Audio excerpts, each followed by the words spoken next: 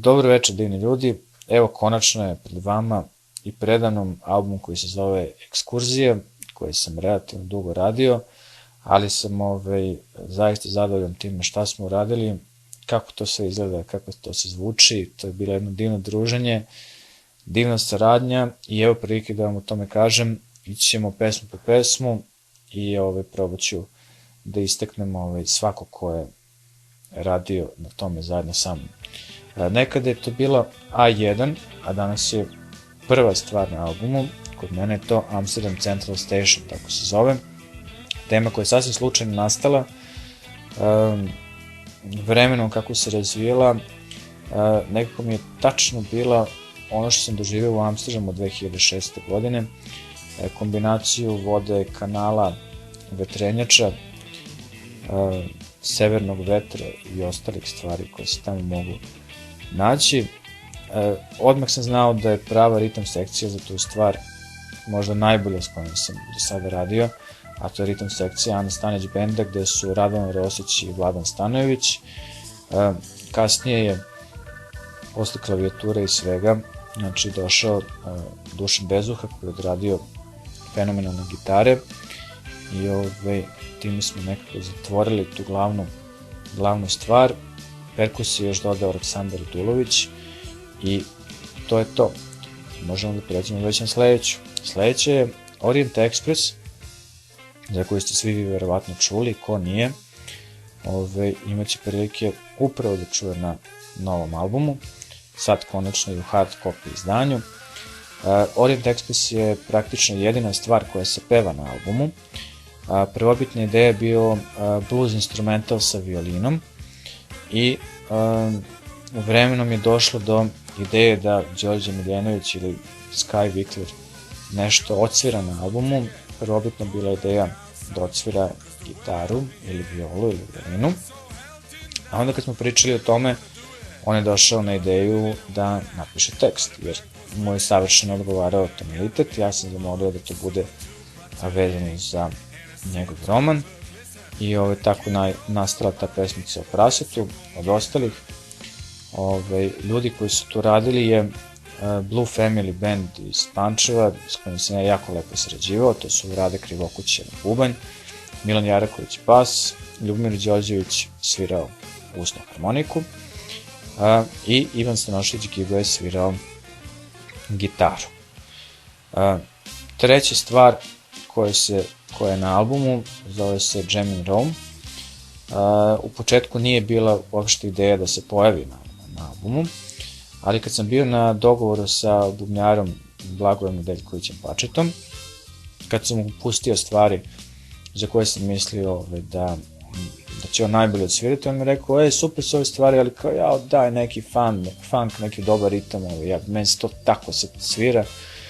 I onda sam ja otišao kući, pogledao još neke ideje koje su bile u izboru za album, i onda sam našao taj jedan funk koji smo kasnije nazvali Jam in Rome.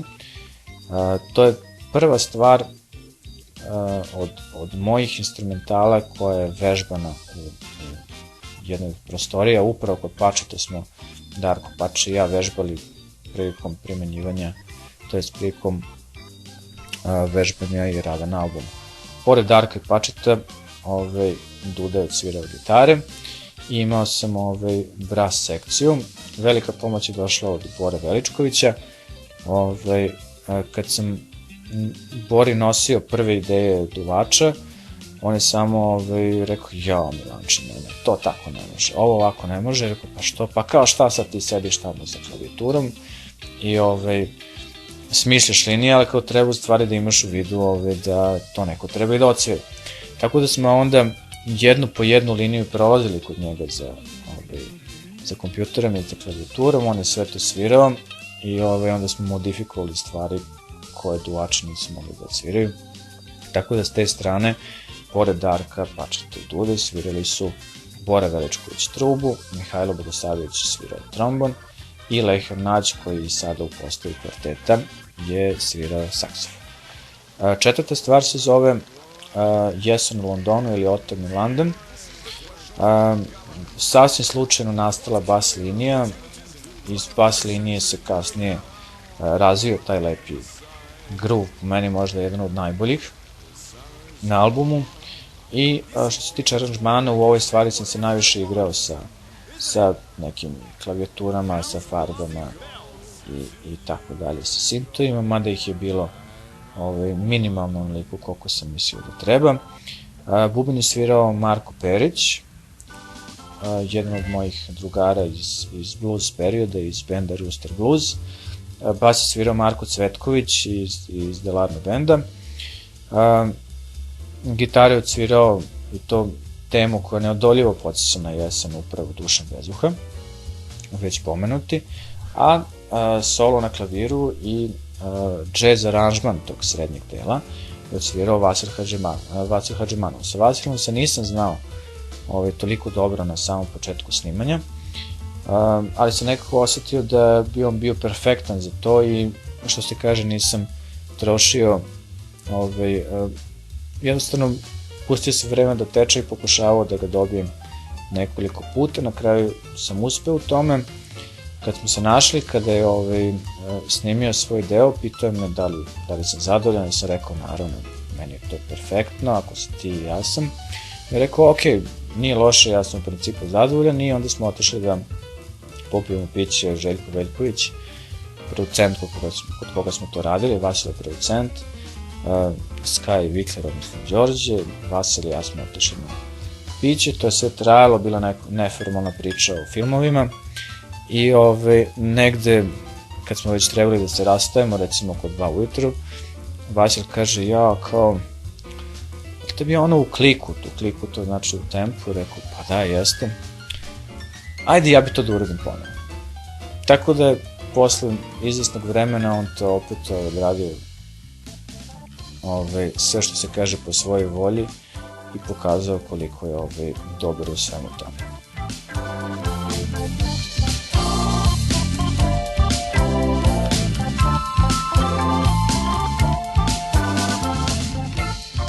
Pod rednim brojem 5 na albumu 20 poena nalazi se instrumental po nazivom Cool Swing iz Pančeva. Od prvobitne ideje do kraja nije bilo nekih specijalnih promjena, jer sam odmah znao da su ljudi iz Blue Family savršeni za tu stvar. Jedino sam razmišljao o solisti koji se vremenom nametnu u mojim razmišljanjima, to je bio gospodin Ivan Aleksijević. Njega nisam znao na početku snimanja. Preko prijatelja iz Pančeva, Milana Despotovskog, sam došao do broja telefona. Čovjek je to prihvatio i kaže sve ok, sve super, važi, snimit ću ti, ali nemoj da odem za Beograd. Onda smo se organizovali, Alekil je našao broj telefona jednog od svojih poznanika iz Pančeva i onda smo se našli u Pančevu, piću.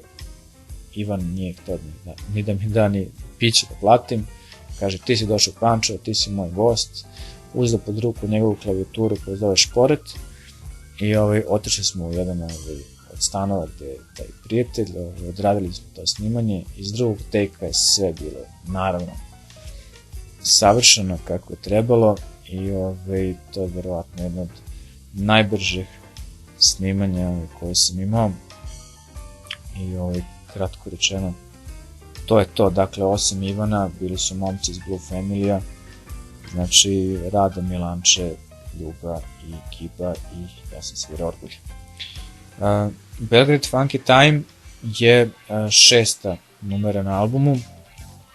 To je u samom nazivu govori da je jedan odličan funky ritam koji me praktično odmah kupio čim sam ga napravio.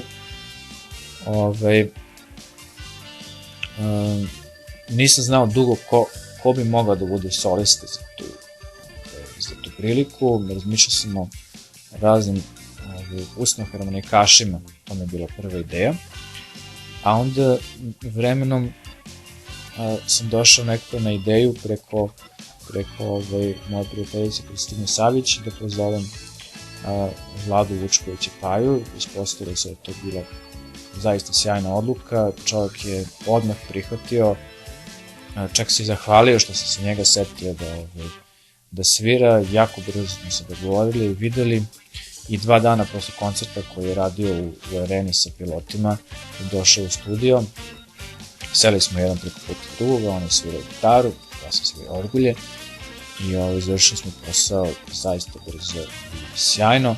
Osim njega, na tom instrumentalu su svirali opet Vladan Stanojević i Radovan Rosić kao stabilna ritam sekcija.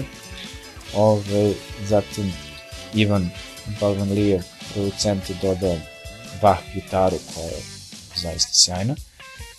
I moj prijatelj iz Delarna Furke, Marin Petrović Boroni, bras sekcija već poznata, znači Bora, Mihajlo i Lehila.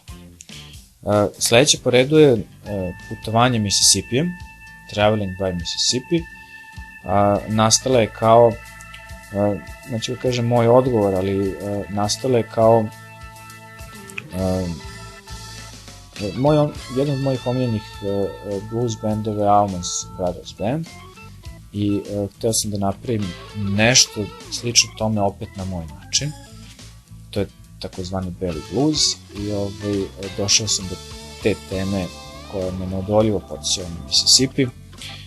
Ivanova ideja je bila da pozovem ljude koje tada nisam znao, a to su Bogdan Zdjelar iz Bendova i Branko Isaković koji su kod njega radili u studiju.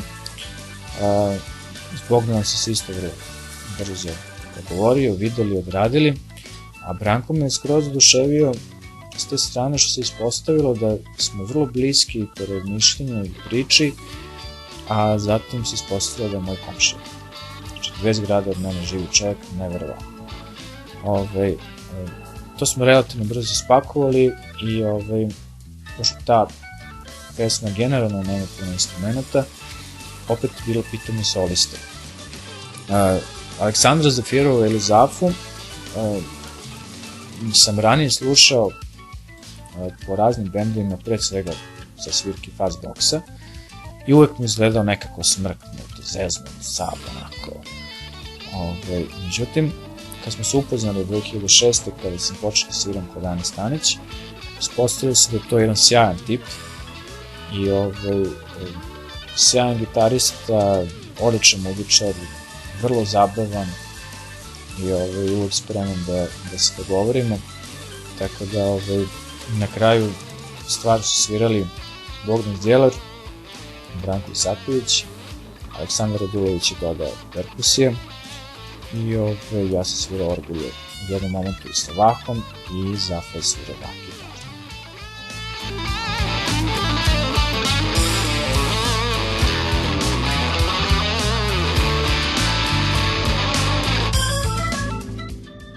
Pogled sa Santorinija je tema na kojoj su prijatelji najviše radili. Prvobitna ideja je bila instrumental koji je zvučao po uzoru na Incognito, znači acid jazz. Vremenom kako smo radili, kako smo snimali, radili smo znači bubanj, bas, perkusije i tako dalje. Došao je red na Dušana Bezuhu da snimi gitare. I rekao, ok, super je stvar, ali daj kao da donesi mi matricu, molim te, bez bubnja, mislim da bi zvučalo mnogo bolje. Ispostavio se čovjek sasvim u pravu, kasnije smo dodali perkusije koje je svirao Boris Bunjac, on je svirao džembe, a deo perkusije je svirao Mihajlo Dimitrijević, moj prijatelj koji često boravi na Santoriniju, i buzduki na kraju svirao gospodin Radovan Simenovski. Tako da to je jedna, možemo reći, etno jazz tema na kraju. Sledeća stvar je francuska tema, odnosno Noći ispod Eifelove kule, možda svima vama poznatije po tome što smo izveli u Žikinoj Šarenici. Naš se gospodin naravno oduševio. Čim sam uradio ovu temu, nekako mi zvučala, podsjećala me na Pariz, odnosno na ono kako ja mislim da Pariz treba da zvuči i izgleda. Sam početak smo obogatili i to mi je velika čast da je moj otac svirao harmoniku. Nije bilo lako ubediti ga, ali sva sreća da Branko ima studio 2 zgrade od mene, pa smo to uspeli da odradimo. Ana Stanić je izrecitovala svoju tekst svoje pesme 20-30 godina na francuskom jeziku i mislim da je to ispao pun pogodak. Što se tiče ostalih ljudi koji su svirali, bubanj svirao Bogdan Zdjelar, bas svirao Vladan Stanojević koji će na ovoj stvari ostaviti ozbiljan utisak, čućete bas solo koji se nalazi negdje pri kraju, jedan od najboljih na albumu, gitare Dušan Bezuha, bras sekcija već dobro poznata Bora Mihajlo Lehel, sale perkusije, Ivan gitare i to je to. Memphis Blue Nights je sledeća stvar i najstarija tema koju sam uopšte uradio, to je mislim da potiče iz 2002-2003. godine. Kada sam počeo da sviram blues, išao sam da slušam blues bendove. Slušao sam razne bendove dok nisam naišao na blues band Rawhide. Njih sam otišao sasvim slučajno da slušam u tramvaju. I posle svih bendova koje sam slušao, rekao sam ok, super, to je bend koji mene zanima. Ja bih volao jednog dana da sviram sa njim. Znači to je bilo 2002. godine. Ispunila mi se želja 2007. kada smo svirali na Voxtalk festivalu i kada smo zajedno pratili Svena Ceterberga, gitaristu. Jovana Ilića sam sasvim slučajno upoznao na jednom sessionu posle FS Blues festivalu u SKC-u. Kada je Rawhide bio namešten da svira, klavijaturista Darko Grujić je trebalo da svira sa njima, ali Darko nije bio trenutno tu i neko treba da proba klavijaturu. Ja sam probao, krenuo sam sviram neki slow blues iz G i odseo za harmoniku i ostalo je istorija. Dakle, ceo Rawhide je svirao, Pače na bubnju, Darko na basu, Joca usna harmonika, Stane je svirao slide gitaru, Giba je svirao ritam gitaru i ja sam svirao klavir. Afroman i New York je ideja koja je ispočetka vukla na Carlosa Santanu u tom nekim demo snimcima koje se radio.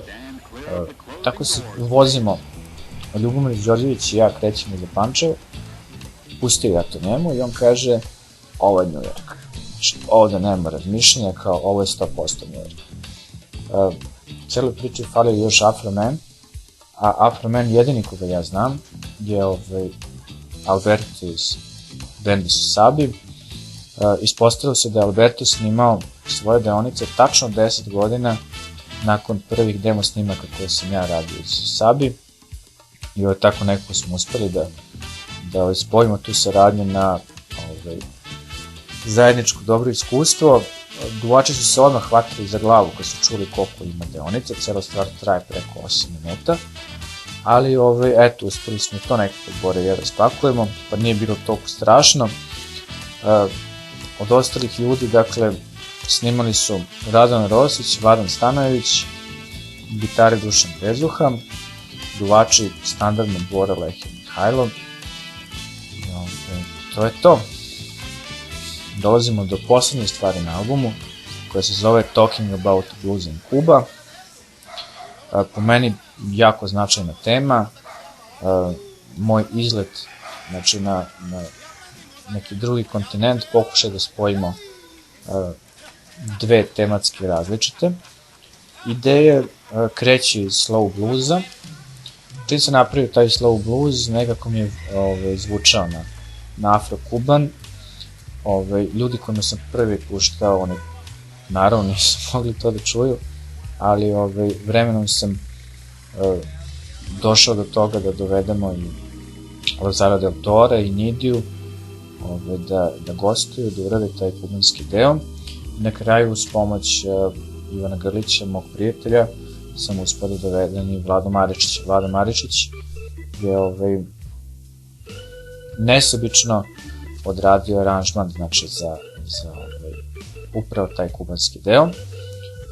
Od ostalih ljudi koji su svirali, znači Pače je svirao bubanj, Darko je svirao kontrabas, Lazaro je svirao perkusiju u kubanskom delu i pevao, Nidija pevala, Aleksandar Radulović svirao šejker, ja svirao orgulje. Ideja je još bila da u prvom delu imamo hor kao gospel, a tamo da imamo afro-kuban beat, tako da su prateći vokale, odnosno hor, otpevale Bojana Stomenov i Nataša Kolazić. To je sve od mene za ovu priliku. Imate album, izvolite, uživajte.